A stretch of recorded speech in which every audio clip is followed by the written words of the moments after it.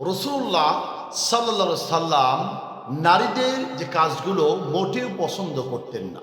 সম্মানিত মা এবং বোনেরা, আসুন আমরা জানব যে আপনাদের কোন কাজগুলো নবীজি মোটেও পছন্দ করতেন না।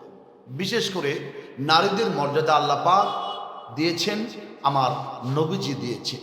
আল্লাহ পাক নারীদের সম্পর্কে, পুরুষদের সম্পর্কে কোরআনুল কারীমে ইরশাদ করেন, লিবাসুল লাকুম ওয়া আনতুম লিবাসুল লাহুন্না। আল্লাহ পাক বলে বললেন, নারী পুরুষদের পোশাক, পুরুষ নারীর পোশাক, নারী পুরুষের পোশাক, পুরুষ নারীর পোশাক। পোশাক যেমন শরীরের সাথে জড়িয়ে থাকে, জড়িয়ে রাখতে হয়, এরকম ভাবে একজন স্ত্রী একজন স্বামী, একজন স্বামী একজন স্ত্রী একে অপরের সাথে এরকম জড়িয়ে থাকবে, মহব্বতে থাকবে।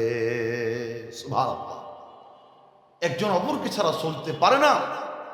আল্লাহ পাক এটা বলেছেন, নবী আকরাম সাল্লাল্লাহু আলাইহি ওয়াসাল্লাম বলেছেন, নারীদের সম্পর্কে কত মর্যাদা বাড়িয়ে দিয়েছে। وقال رسول الله صلى الله عليه وسلم الدنيا كلها متاع وخير متاع الدنيا المرأة الصالحة। দুনিয়ার জমিনে একজন পুরুষের জন্য সব সম্পদই মূল্যবান, কিন্তু সবচেয়ে উত্তম সম্পদ হচ্ছে, সবচেয়ে মূল্যবান সম্পদ হচ্ছে একজন পুরুষের জন্য তার সদী একজন নেককার স্ত্রী। সুবহানাল্লাহ। একজন পুরুষের সবচেয়ে বড় সম্পদ হচ্ছে সদী সাধবী নেককার গুণবতী একজন স্ত্রী। সুবহানাল্লাহ। এই জন্য আমার মায়েরা, আমার বোনরা, আসুন, নবীজি আপনাদের কোন কাজগুলো মোটেও পছন্দ করতেন না, আজকে থেকে যদি এই কাজগুলো, এই অভ্যাসগুলো আপনাদের মধ্যে থেকে থাকে, আপনারা আজকে থেকেই তাওবা করবেন, আজকে থেকে ফিরে আসবেন, যেন ইন ফিউচার এরকম ব্যবহার, এরকম আচরণ, এরকম কথা যিনি আর স্বামীর সাথে আপনারা না বলেন। আসুন, এক নম্বর হচ্ছে কথায় কথায় স্বামীর সাথে তুই তুকারে বলে কথা বলা, এটা কিন্তু বেয়াদবের স্বামী। অর্থাৎ স্বামীকে ভুলেও আপনি তুই বলে সম্বোধন করবেন না, তুই তুকারে বলে সম্বোধন করবেন না।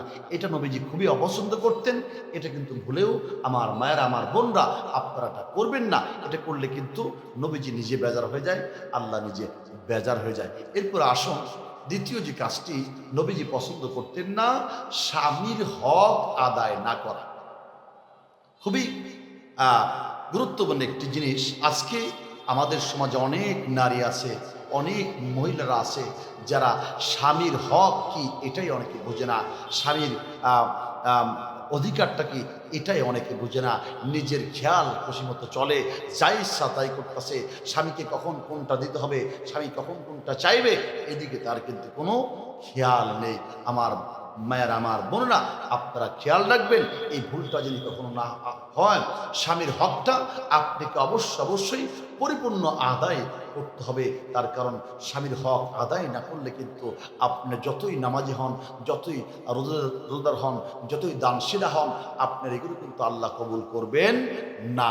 খবরদার, এই জন্য স্বামীকে ভুলেও অসন্তুষ্ট রাখবেন না, স্বামীকে সবসময়ের জন্য সন্তুষ্ট রাখার চেষ্টা করবেন। এরপরে যে কাজটি নবীজি পছন্দ করতেন না, সেটা হচ্ছে স্বামীর সাথে রাগ করে থাকা। আমরা ছোটোখাটো বিষয়ে কিন্তু অনেক নারীরা আছে স্বামীর সাথে রাগ করে থাকি। স্বামীকে দেখা যায় সামান্য একটু কথা লাগছে, আমরা দেখা যায় নারীরা অন্য বিছানায় গিয়ে রাত্রে শয়ন করি, দেখা যায় দরজা আটকে আমরা শুয়ে পড়ি। স্বামী আর এক রুমে, বেডরুমে অবস্থান করতেছে, সে ডাকতেছে, আমি দরজা করতেছি না। এটা কিন্তু খুবই অন্যায় কাজ, খুবই গুনাহের কাজ।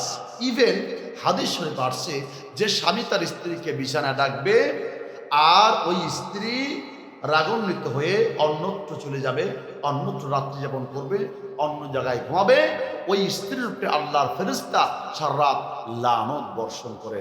নাউযু বিল্লাহ। এই জন্য আমার মা বোনরা যারা আছেন, আমি অনুরোধ করব এই ভুলটি কিন্তু আপনি করবেন না।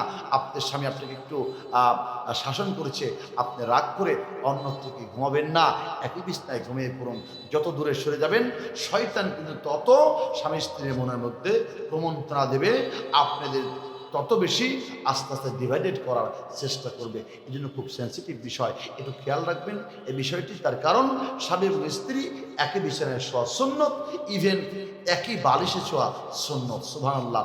আল্লাহ নবীজি এবং আমাদের মা আয়েশা রাদিয়াল্লাহু তাআলা আনহা দুজনে কিন্তু একটি বালিশ ছিল, তারা দুজনে দুই বিছানায় ঘুমাতেন না, দুই বালিশে ঘুমাতেন না। এই জন্য আমরা স্বামী স্ত্রী যারা আছি আমরা খেয়াল রাখবো, এক বালিশে শয়ন করার চেষ্টা করব। এটা হচ্ছে সুন্নতে রাসূল। সুবহানাল্লাহ। এরপরে যে কাজটি নবীজি পছন্দ করতেন না সেটা হচ্ছে স্বামীর কথা না শোনা। অর্থাৎ শরীয়তের গণ্ডির মধ্যে থেকে যে স্বামী যে হুকুমগুলো করবে অবশ্যই এই হুকুমগুলো মানা আপনার ওপর কিন্তু অতীব জরুরি, অতীব অত্যাবশ্যক। এই জন্য স্বামীর কথাগুলো অবশ্যই আপনাকে শুনতে হবে, স্বামীর কথাগুলো আপনাকে মানতে হবে। এরপরে যে কাজটি নবীজি পছন্দ করতেন না, স্বামীর কথার সাথে আপনি উচ্চ স্বরে কথা বলা, স্বামীর কথার উপরে জোরে সোরে কথা বলা, চেঁচামেচি করে কথা বলা। আমাদের সমাজে অনেক নারী আছে যারা সামান্য একটু কথাতেই স্বামীর উপরে এমন রাগান্বিত হয়, স্বামীর গোষ্ঠী পর্যন্ত উদ্ধার করে। ইভেন আশেপাশের মহিলারা, আশেপাশের পুরুষরা বুঝতে পারে যে ওই বাড়িতে যুদ্ধ লেগে গিয়েছে স্বামী স্ত্রীর মধ্যে। নাউযুবিল্লাহ। এই জন্য আমি প্রত্যেক নারীদেরকে বলবো, আপনারা ভুলেও কিন্তু স্বামীর কণ্ঠের উপরে কণ্ঠ উঠাবেন না, স্বামীর কথার উপরে জোরে কথা বলবেন না। কথা বলতে হলে অবশ্যই আস্তে নমনীয়ভাবে নিম্ন স্বরে স্বামীর সামনে কথা বলবেন, এটা কিন্তু সুন্নত। এই জন্য খেয়াল রাখবো, নবীজি নারীদের উচ্চ কণ্ঠে কথা বলাটাও পছন্দ করতেন না। 6 নম্বর যে বিষয়টি, স্বামীকে না বলে কোথায়ও বের হয়ে যাওয়া, বাড়ি থেকে কোথাও চলে যাওয়া।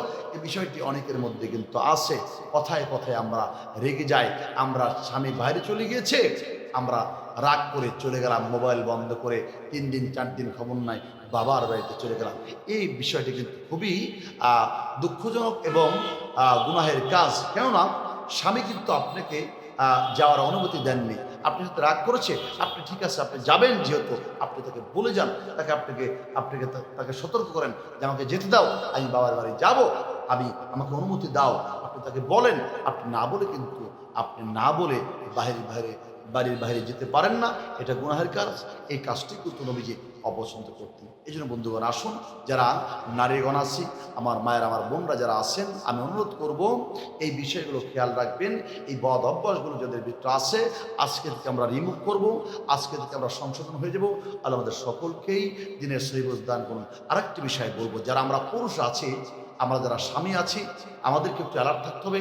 ছোটো বিষয়ে আমরা জানি বেশি উত্তেজিত না হই, আমাদের স্ত্রীদের উপরে যেন আমরা বেশি টর্চার না করি, রাগান্বিত না হই, এদিকে অবশ্যই আমাদেরকে খেয়াল রাখতে হবে। তার কারণ স্ত্রীকে মারাটা কিন্তু সুন্নত না। আমরা কিন্তু অনেক পুরুষ কথায় স্ত্রীদের গায়ের উপরে হাত উঠাই আর তাদেরকে গালিগালাজ করি, তাদেরকে মারধর করি। এটা সম্পূর্ণ কিন্তু নিষেধ এবং এটা গুনাহের কাজ। তার কারণ নবীজি বলছেন, খিয়ারিকুম লিনিসাইহিম, তোমাদের মধ্যে ওই পুরুষ সবচেয়ে উত্তম, ওই স্বামী সবচেয়ে উত্তম যে স্বামী তার স্ত্রীর কাছে উত্তম। সুবহানাল্লাহ। এই জন্য পুরুষদেরকে বলবো, আমার স্ত্রী যদি আমাকে ভালো বলে তাহলেই কিন্তু আমি ভালো পুরুষ। আপনার স্ত্রী যদি আপনাকে ভালো বলে তাহলেই কিন্তু আপনি ভালো পুরুষ, ভালো স্বামী। এই জন্য এটাও খেয়াল রাখতে হবে, স্ত্রীর কাছে ভালো থাকাটাও কিন্তু এটা অনেক বড় নেকের কাজ, অনেক বড় সার্টিফিকেট।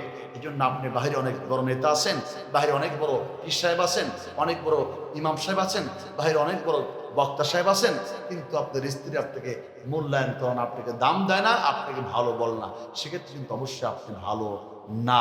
এই জন্য বন্ধুগণ, আসুন আমাদের স্ত্রীর সাথে আমাদেরকে অবশ্যই ভালো আচরণ করতে হবে, ভালো ব্যবহার করতে হবে। আল্লাহ আমাদের সকলকেই দিনের সহিহ দান করুন।